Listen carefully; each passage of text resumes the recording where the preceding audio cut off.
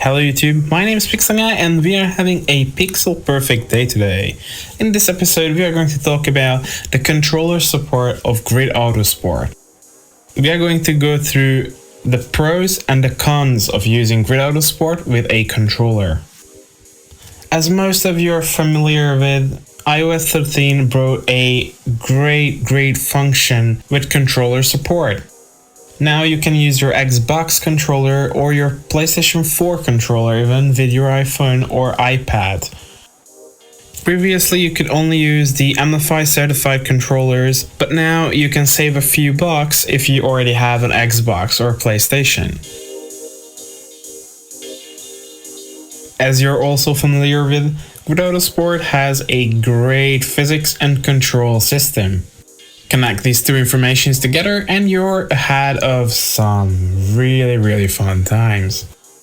So let's dive deeper into the pros and cons of using a controller with Grid Autosport on iOS. Number 1. The comfort.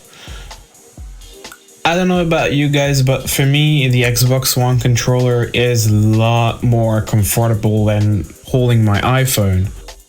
In long gaming sessions it does not dig deep into my hands and it's also less slippery. Number 2. Precision.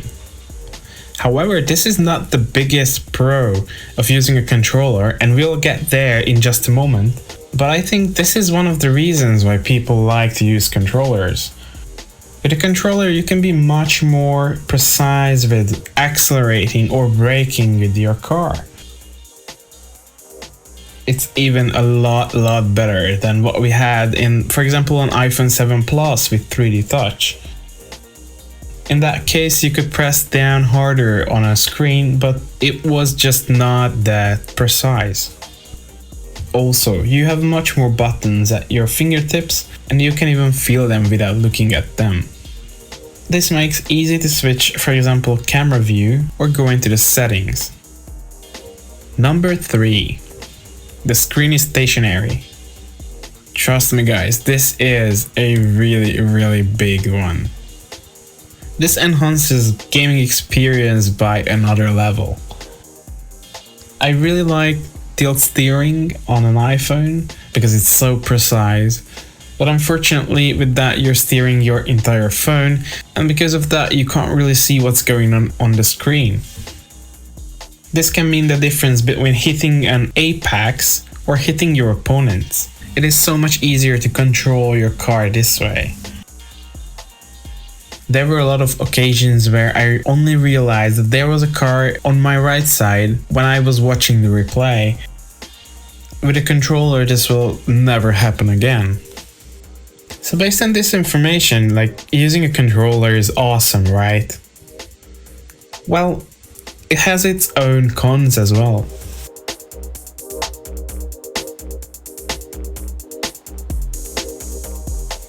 Number 1.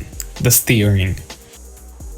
Steering with a joystick will be never as precise or as natural as steering with a steering wheel or tilt steering.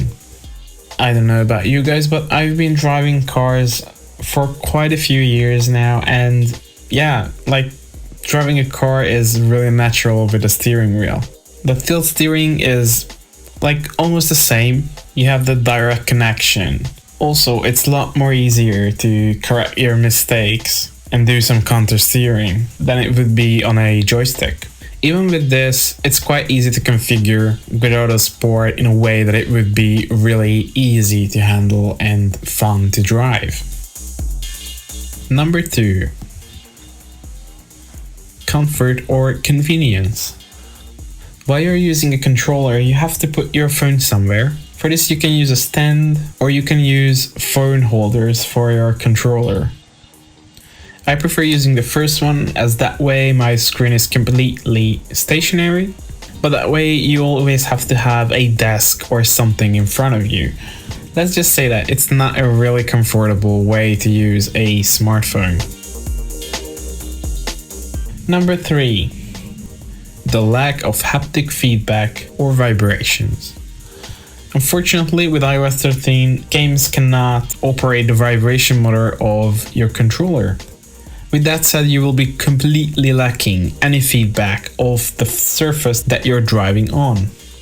This is quite a big difference compared to when you're just using your smartphone, because, for example, the iPhone static engine gives you really precise feedback. When you use a controller, you just have to live without it.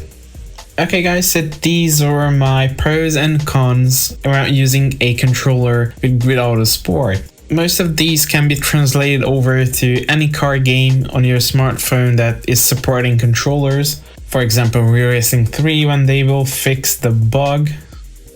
I hope that with this video I'm answering a lot of questions that you had in mind so that you could make a clear decision if you want to use a controller or not. I also have a video about how to set up Grid Autosport control settings. Now, that video was made a couple of years ago and was a setup that was meant for 3D touch control settings, but that setup is still standing. This is the exact setup that I'm using currently with my iPhone 11 Pro as well.